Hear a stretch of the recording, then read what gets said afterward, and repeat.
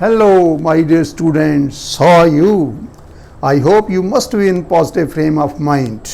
तो आओ पढ़ते हैं आज का टॉपिक, और आज का टॉपिक है, चैप्टर है third chapter, motion in straight line, and the topic is speed, velocity and acceleration. और ये पढ़ने से पहले let us understand what do we mean by distance covered by a body and the displacement of a body. So what is distance? The actual length of the path, the actual length of the path, actual length of the path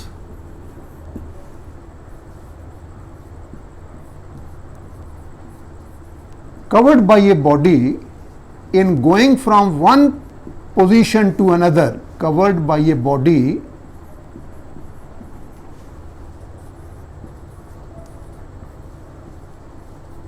in going from one position to another,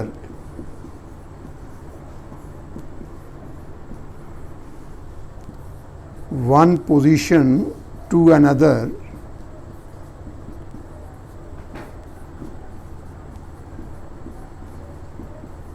is called distance covered by the body. That is called distance covered by the body. जब कोई body एक जगह से चल के दूसरी जगह पे जाती है तो जो वो पाथ फॉलो करती है, उस पाथ की एक्चुअल लेंथ को हम बोलते हैं distance covered by the body. For example, if a body starts from this point A and goes to the point B, ये बॉडी अब जा सकती है अलॉन्ग ए स्ट्रेट लाइन भी जा सकती है, बिल्कुल सीधी। ये बॉडी ऐसे करके भी जा सकती है, ये बॉडी ऐसे करके भी जा सकती है। It can follow any path in going from one point to the other. तो अगर ये हम देखें कितना डिस्टेंस ट्रेवल किया, अगर स्ट्रेट लाइन में जाती है फिर तो ये डिस्टेंस माप लो कितना है, लेकिन अगर वो कर्व्ड पाथ फॉलो करती है या ऐसा पाथ फॉलो करती है तो फिर आप ये एक्चुअल लेंथ मापो टोटल, कि यहां से कितनी लेंथ, ये सारी लेंथ मापो, और अगर इस तरफ से ऐसे गई है तो ये लेंथ मापो। तो जितनी टोटल लेंथ आएगी जो उसने पाथ फॉलो किया, उसकी जो एक्चुअल लेंथ है, that is the distance covered by the body. And distance is a scalar quantity, क्योंकि इसकी कोई डायरेक्शन नहीं होती, और इसका SI यूनिट होता है मीटर, और इसकी डायमेंशन है L1। And displacement, the shortest or the straight line distance between the initial and the final positions of a body is known as its displacement. For example, इसी figure में अगर मैं कहता हूं बॉडी A से B तक गई है, तो चाहे वो सीधी जाए चाहे वो जैसे मर्जी जाए, अगर डिस्टेंस कवर्ड है तो वो तो डिपेंड करता है कि कौन सा पाथ उसने फॉलो किया है। लेकिन अगर मैं डिस्प्लेसमेंट की बात करूं तो वो ये स्ट्रेट लाइन जो डिस्टेंस है, इसको हम बोलेंगे initial position of the body, ये होगी final position of the body. और ये जो शॉर्टेस्ट और स्ट्रेट लाइन डिस्टेंस है between A and B, that is the displacement of the body. And displacement is a vector quantity, और vector quantity किसको कहते हैं? जिसकी मैग्नीट्यूड भी हो, डायरेक्शन भी हो, और किसी वेक्टर को हम रिप्रेजेंट करते हैं by an arrow. The length of the arrow gives us the magnitude of that vector according to a conveniently chosen scale, and the arrow head gives us the direction. और जिस point से शुरू होता है कोई vector, उसको बोलते हैं टेल ऑफ द वेक्टर, और जहां खत्म होता जाके यहाँ पे एरो हेड हम बनाते हैं, उसको बोलते हैं head of the vector. So displacement की अगर मैं बात करूं तो वो आ गया arrow A B. A is the tail of this displacement vector and B is the head of the displacement vector. अब देखिए, distance covered by a body can never be negative, ये हमेशा पॉजिटिव होता है। जब भी कोई बॉडी एक जगह से दूसरी जगह पे जाए तो जो डिस्टेंस कवर किया वो कभी नेगेटिव नहीं होगा। बेशक यहां से चली थी वहीं पे वापस आ जाए तो भी डिस्टेंस जो है वो नेगेटिव नहीं होगा या जीरो नहीं होगा, लेकिन displacement can be positive, negative और जीरो। फॉर एग्जांपल, अगर ये बॉडी ए से चल के बी पे गई और फिर वापस ए पे आ गई तो उसकी इनिशियल पोजीशन भी ए, फाइनल पोजीशन भी A. So what is the straight line distance between the initial and the final positions? That is equal to zero. तो इसका मतलब उसकी डिस्प्लेसमेंट कितनी हो गई? जीरो।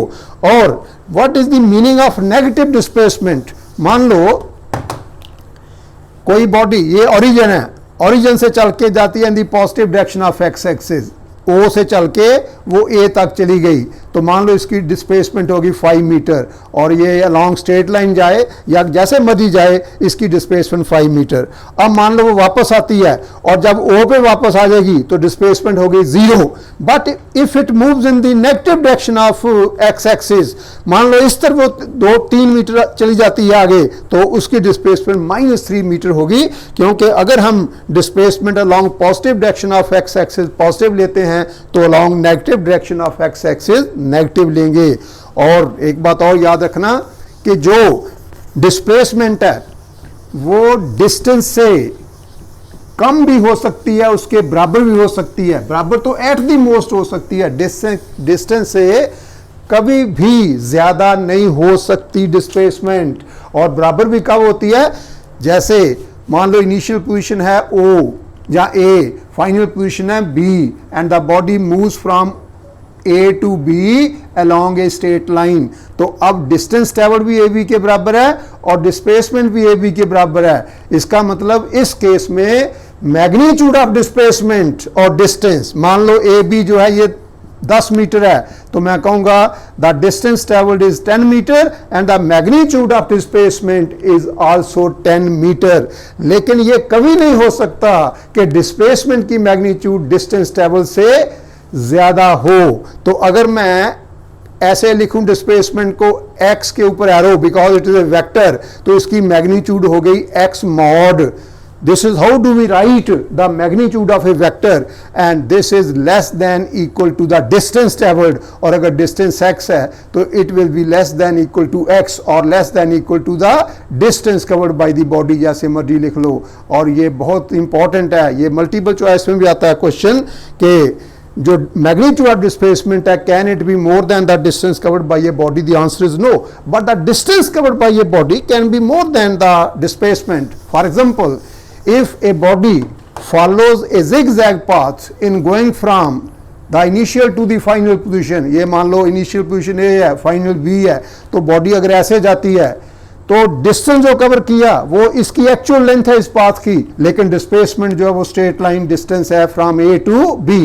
तो आप देख सकते हैं कि जो डिस्टेंस ट्रेवल्ड है that is much more than the displacement of the body. इसी तरह अगर कोई बॉडी सर्कल में मूव करे, suppose A body is moving in a circle of radius r, ऐसे करके ये सर्कल है, इसका रेडियस r है, तो सपोज करो ये A से शुरू करती है बॉडी और एक चक्कर पूरा करके वापस A पे आ जाती है, तो उसकी डिस्प्लेसमेंट 0। क्यों 0? क्योंकि इनिशियल पोजीशन भी है, फाइनल पोजीशन भी है, तो डिस्प्लेसमेंट होगी 0। लेकिन डिस्टेंस कितना कवर किया? जितनी इस सर्कल की सरकमफ्रेंस है, and that is 2 pi r। So distance covered in one rotation और revolution is 2 pi r, but displacement is 0। Not only in one rotation, it can complete any number of rotations. तो मान लो 100 rotation पूरी करती है, तो जो distance cover करेगी body that is 100 multiply by 2 pi r, लेकिन डिस्प्लेसमेंट इज 0। और डिस्प्लेसमेंट के भी यूनिट जो SI यूनिट हैं वो मीटर ही हैं, CGS सेंटीमीटर हैं, और डायमेंशन भी सेम है, तो वो कोई फर्क नहीं। लेकिन ये फर्क है कि displacement is a vector and distance is a scalar quantity. Now we come to speed, किसको हम कहते हैं?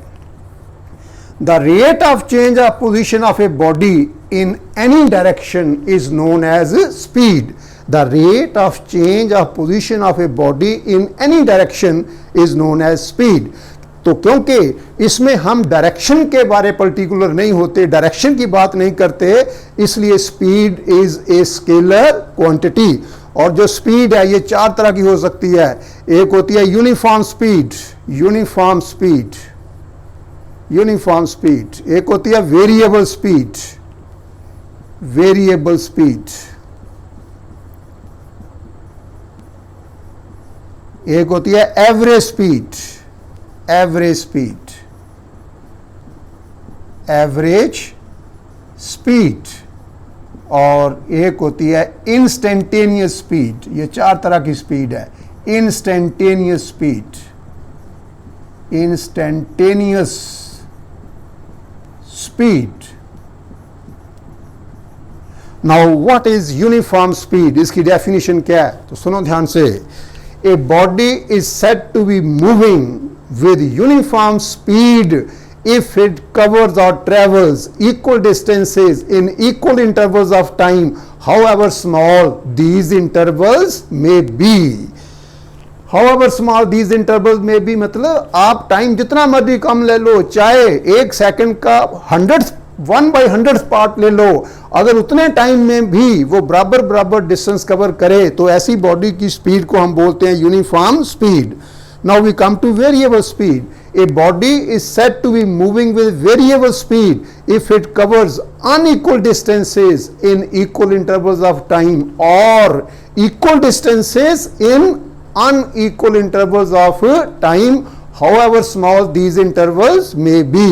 और एवरेज स्पीड की हम बात तब करते हैं when A body is moving with variable speed. कभी उसकी स्पीड कम हो रही है, कभी ज्यादा हो रही है, तो फिर हम क्या करते हैं, ये देखते हैं कि बॉडी ने टोटल डिस्टेंस कितना ट्रेवल किया और उसको डिवाइड कर देते हैं by the total time taken. तो इस तरह जो स्पीड आ जाए that is called average speed. That means average speed is total distance traveled over total time taken. Total distance traveled by the body, distance traveled by the body over total time taken.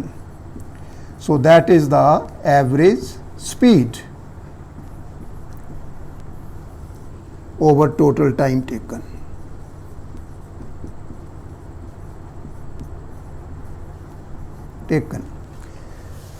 और मान लो हमने किसी particular interval में, suppose करो हम यहाँ से दिल्ली जा रहे हैं, तो कार पे जा रहे हैं, तो हमारी स्पीड कभी कम होती है, कभी ज़्यादा होती है, तो हम किसी पर्टिकुलर टाइम इंटरवल में अपनी एवरेज स्पीड निकालना चाहते हैं. Suppose we want to find the average speed between Jalandhar and Ludhiana, तो हम देखेंगे कि जलंधर से लुधियाना तक कितना डिस्टेंस कवर किया. वो मान लो किया उसने डेल्टा एक्स और टाइम लगा डेल्टा टी, तो एवरेज स्पीड हो गई delta X divided by delta T. तो similarly we can find the average speed of the body between any 2 points और in a given time interval. और अगर जलंधर से दिल्ली तक निकालनी है तो फिर आ जाएगा total distance travel divided by total time taken. Now we come to the instantaneous speed. ये जो वर्ड इंस्टेंटेनियस है ये इंस्टेंट से बना है. तो the speed of a body at a particular instant और at a particular position is known as its instantaneous speed. किसी खास टाइम पे या खास पोजीशन पे जो स्पीड होती है that is called instantaneous speed. And it is given by instantaneous speed equal to instantaneous speed equal to limiting value of, यानी कि लिमिट ऑफ एवरेज स्पीड. और यहां पे मैंने आपको क्या बताया, average speed delta x over delta t, delta x over delta t as delta t tends to 0. देखो इसको कैसे पढ़ना है, इसको हमने पढ़ना limit of delta x over delta t as delta t tends to 0. और टेंड टू 0 का मतलब ये होता है कि it is not equal to 0 but it is very very close to 0. और मैंने आपको जो डिफरेंशिएशन का वीडियो बना के डाला था आपके लिए, उसमें मैंने कहा था कि this is equal to d x by D T.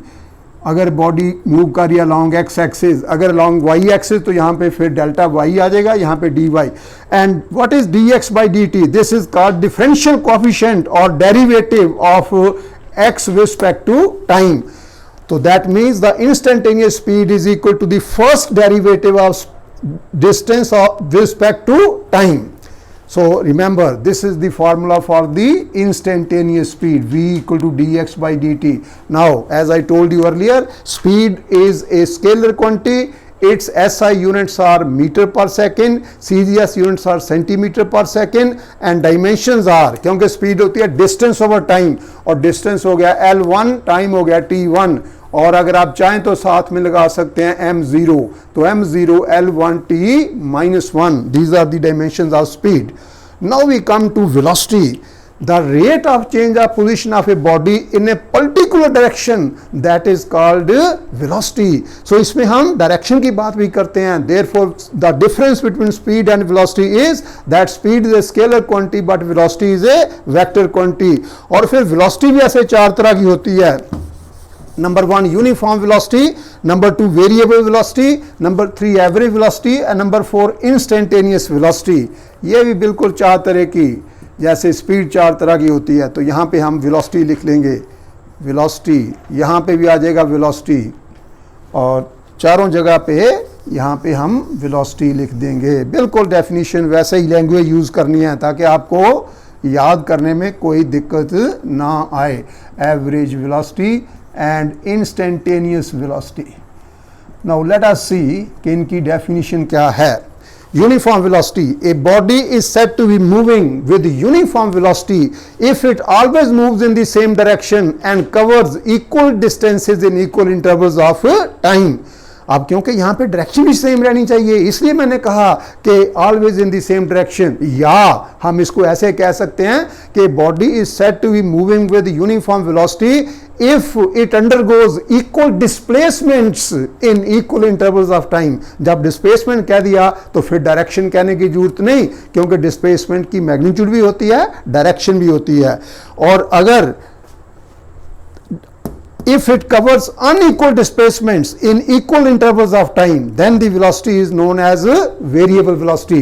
या ये कह लो कि when the direction of motion of the body changes, even if it covers equal distances in equal intervals of time, even then its velocity will be called variable velocity.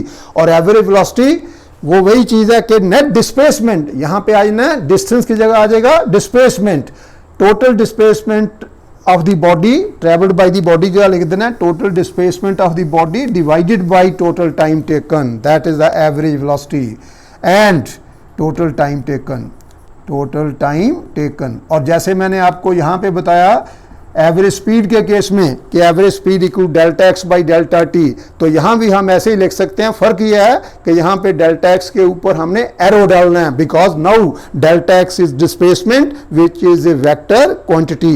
And then we come to instantaneous velocity. The velocity of a body at a particular instant और at a particular position is known as its instantaneous velocity, and it is given by instantaneous velocity equal to, speed की जगह कर दिया यहाँ पे velocity. ये याद करने का तरीका बहुत आसान, तो याद आएगा लिमिट ऑफ डेल्टा एक्स, ऊपर एरो डाल दो, by delta t as delta t tend to 0, और इसको लिख दिया v के ऊपर भी एरो डालो, क्योंकि अब ये स्पीड नहीं है, अब ये वेलोसिटी है, and velocity is a vector, और यहाँ पे x के ऊपर यहाँ पे डाल दो arrow because displacement is a vector quantity, and therefore the instantaneous velocity is the first derivative, differential coefficient को इसको हम बोलेंगे first derivative of displacement with respect to time. और एक चीज याद रखना, बहुत इंपॉर्टेंट क्वेश्चन है, कई बार पूछते हैं कि what does the speedometer of a vehicle measure, जो स्पीडोमीटर लगा होता है, तो आपने कहना कि it measures the instantaneous speed. जिस वक्त आपने नजर मारी स्पीडोमीटर पे, उस वक्त उसका पॉइंटर कहां पे है, वो उसकी हमें सिर्फ बताता है इंस्टेंटेनियस, उस वक्त उसकी स्पीड कितनी है. हो सकता है उससे थोड़ी देर पहले ज्यादा हो जाए, कम हो जाए, बाद में कम ज्यादा हो जाए, लेकिन वो क्योंकि पर्टिकुलर इंस्टेंट पे स्पीड है, डायरेक्शन का नहीं उससे हमें पता चलता, इसलिए वो स्पीड है. But because it is at a particular instant और एट ए पर्टिकुलर पोजीशन, यहाँ पे आप हो, वो आपकी पर्टिकुलर पोजीशन होगी, या जितने टाइम पे हो वो पर्टिकुलर इंस्टेंट हो गया. तो the speedometer of a vehicle measures, बोलो क्या, instantaneous speed. And now we come to acceleration. The rate of change of velocity of a body is known as its acceleration. If the velocity of a body increases with time, then the acceleration is said to be positive, and if the velocity decreases with time, then the acceleration is said to be negative, and negative acceleration is also called retardation. और ये भी 4 तरह की होती है, uniform acceleration, then variable acceleration, then average acceleration, and then instantaneous acceleration. अब definition बिल्कुल वैसे ही, if a body is said to be moving with a uniform acceleration if its velocity changes by equal amounts in equal intervals of time, however small these intervals may be, and a body is said to be moving with variable acceleration if its velocity changes by unequal amounts in equal intervals of time, however small these intervals may be. Or average acceleration, it is the change in velocity in a given interval of time to ratio of the change in interval in a change in velocity in a given interval of time to that time interval. जैसे यहाँ पे मैंने लिखा total distance, यहाँ पे क्या आ जाएगा, change in velocity, change in velocity over time taken, that is the average acceleration. change in velocity over time taken, और इसको मैं यहाँ पे ऐसे भी लिख सकता हूँ delta v over delta t, और इसके ऊपर एरो डालना because velocity is a vector quantity.